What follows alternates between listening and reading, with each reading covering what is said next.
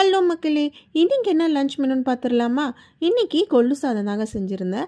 ரொம்பவே simple, tasty but ரொம்ப ரொம்ப ஹெல்திங்க. கொள்ளு வச்சு என்ன பண்ணுறதுன்னு யோசிச்சுட்டே இருக்காம, இந்த மாதிரி பசங்களுக்கு கொள்ளு சாதம் செஞ்சு கொடுத்து அனுப்பிச்சிடலாம். எப்படி செய்கிறதுன்னு பார்த்துடலாமா?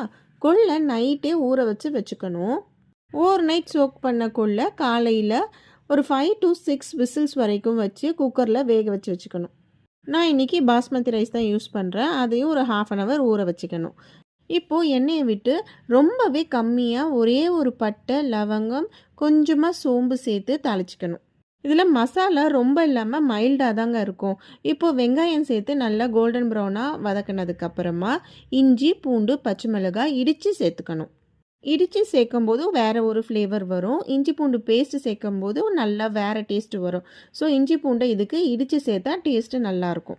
இப்போ ஒரே ஒரு தக்காளி சேர்த்து வதக்கினதுக்கு அப்புறமா நம்ம வேக வச்சுருக்கிற கொள்ளு சேர்த்துக்கணும்.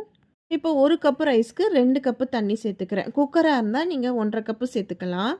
தண்ணி கொதிச்சதுக்கப்புறமா கொஞ்சமாக கசூரி மேத்தி, தேவையான அளவு உப்பு, நம்ம ஊற வச்சுருக்கிற அரிசி சேர்த்துட்டு மூடி போட்டு ஒரு 15 மினிட்ஸ் வரைக்கும் வேக விட்டுறணும். அவ்வளோதாங்க, சூப்பராக நம்மளோட கொள்ளு சாதம் ரெடி ஆயிடுச்சு. ரொம்பவே டேஸ்டியாக இருந்ததுங்க. பசங்க கம்ப்ளைண்ட் பண்ணாமல் சாப்பிட்டு முடிச்சுருவாங்க. இதுக்கு சைட் டிஷ்ஷாக நான் காலிஃப்ளவர் 65 செஞ்சுருந்தேன். கூடவே தயிர் பச்சடியும் வச்சுருந்தேன். ஸ்நாக்ஸுக்கு சுண்டல் வச்சுருந்தேன். ஸோ இன்றைக்கி லஞ்ச் பாக்ஸில் நான் இதை தான் பேக் பண்ணேன். பிடிச்சிருந்தா மறக்காமல் சப்ஸ்கிரைப் பண்ணிவிட்டு லைக் பண்ணிடுங்க. ஸோ அப்படியே உங்கள் ஃப்ரெண்ட்ஸ் யாராவது கிட்ஸ்க்கு லஞ்ச் பாக்ஸ்க்கு என்ன பேக் பண்ணலான்னு டவுட்டாக அப்படியே யோசிச்சுட்டே இருந்தாங்கன்னா இதை ஷேர் பண்ணி செஞ்சு கொடுக்க சொல்லுங்கள். See you tomorrow மக்களே.